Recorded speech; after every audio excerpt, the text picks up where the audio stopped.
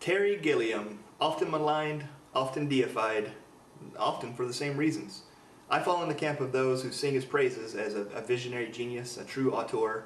Has any other filmmaker created such an impressive collection of critically acclaimed, fan-appreciated commercial failures?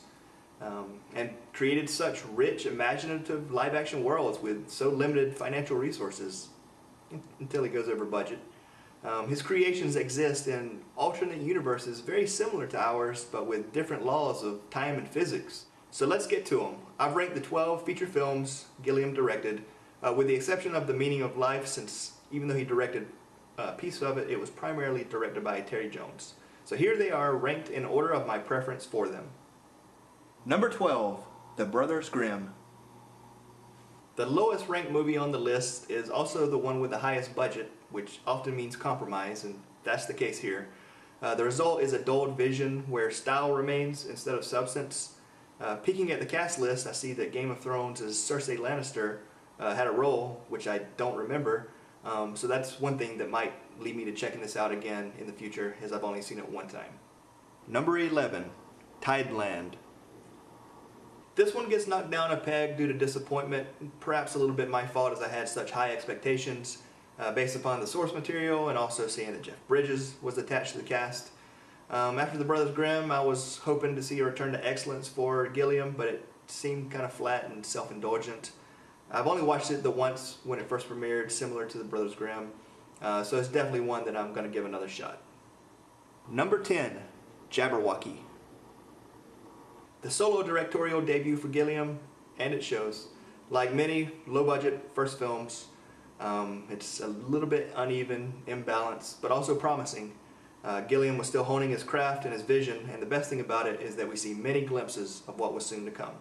Number 9, The Imaginarium of Dr. Parnassus. When one of the lead actors dies halfway through filming, that typically spells disaster. But what Gilliam then did, with the help of Johnny Depp, Jude Law, Colin Farrell, and Xander Gladish, was fitting, touching, and beautiful. This was also the first time that I saw Andrew Garfield, who I thought was incredibly talented, and he since went on to become the Amazing Spider-Man, and still my girlfriend, Emma Stone. Number 8, The Zero Theorem. This spiritual sequel to Brazil is a return to form for Gilliam.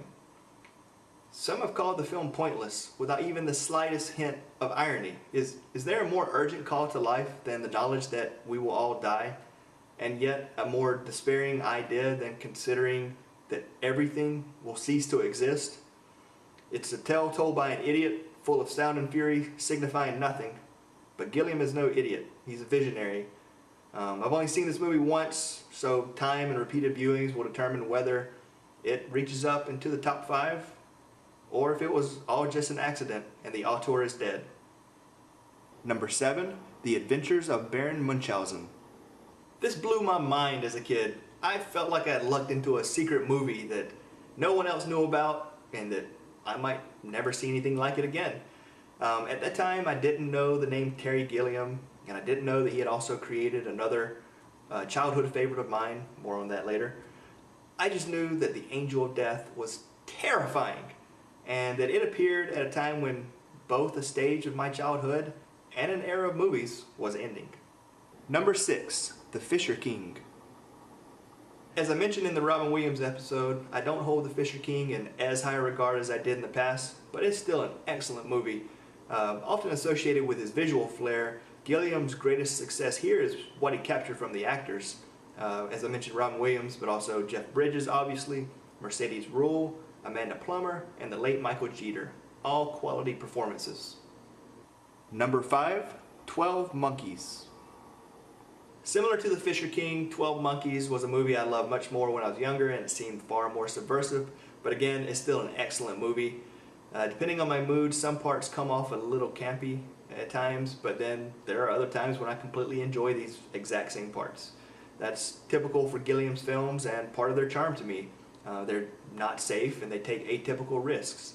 It also gets extra points for the mischievous theme music. Number 4, Monty Python and the Holy Grail. Unlike the previous two, this is one that just gets better as we mature. And that's atypical for silly comedies, though not so much for Monty Python. With a better attention span and overall knowledge, we can pick up and appreciate more and more with each viewing. It's so absurd from the very start, literally, and that absurdity is just something painfully missing from today's comedies. Number 3, Brazil. Arguably the best film on the list. It only misses the top 2 due to how special those movies are to me personally. If someone were to ask me for a recommendation based upon their enjoyment of Fritz Lang's Metropolis, I'd point them to Brazil. It owes quite a bit to Orwell's 1984, but what dystopian doesn't? It still stands alone, has its own voice, and is, unfortunately, more relevant today than it was 30 years ago. Number 2, Time Bandits. If you have a kid, please watch this film. And if you don't have a kid but want to tap into that magical, adventurous spirit that dulls with age, as it does, please watch this film. Catching it when I was younger had the same transporting effect as the first novels that I read.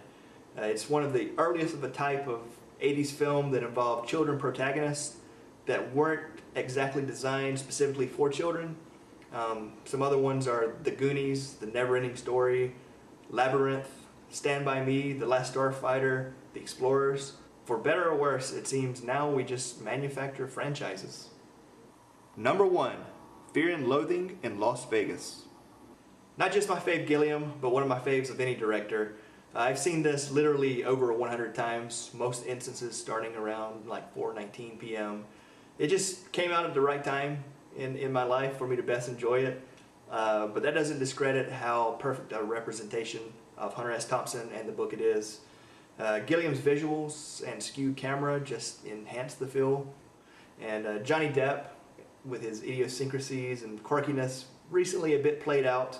They're perfect here, and they're appropriately over the top. Benicio del Toro is as good a second man as John Goodman is in The Big Lebowski, almost. And the rest of the supporting cast, they also are bizarrely memorable characters that are excellent. Everyone involved found the main nerve. Alright, that's it. Let me know what you think in the comments below. I'd love to hear it. And if you want to connect with me on Twitter and Instagram, you can do so at Chris Giddens. I want to also thank Imaginarium for planting the seed for me to do Gilliam in this video. And if you have specific actors or directors or type of movies you'd like to see me rank in the future, please let me know. I'd love to hear those suggestions as well. Thanks for watching.